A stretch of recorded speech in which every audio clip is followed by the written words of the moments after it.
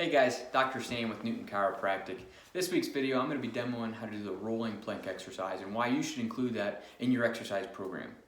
Now, the reason we exercise should be one, to have fun, but two, to improve our health. Now, I'd also challenge you to be performing exercises that can improve the functionality in your life. Now, the four main movements that I see in our day-to-day lives that we can improve by exercising in the gym would be lifting stuff up off the ground, so a deadlift, rising from a squatted or seated position, squats, pushing, and then pulling. Now, while all four of these exercises are a little different, what they do have in common is that they require a strong core to perform all of them correctly and safely, of course.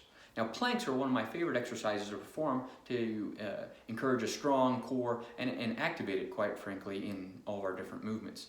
Now, planks and side planks are great, but they only really work in a static plane when you're not moving. Now, I challenge you to add the rolling plank to your exercise program, because just think about how many times you're lifting something or doing something in a twisting motion where your core is activated or you need some strength for it. You know, for example, where you're picking your trash up off the ground, putting it in the dumpster, dishes from the dishwasher into the cabinet, your child into their crib. All three of these movements require some strength and proper core activation in a twisting motion. So check this out while I demo how to do a rolling plank exercise for you.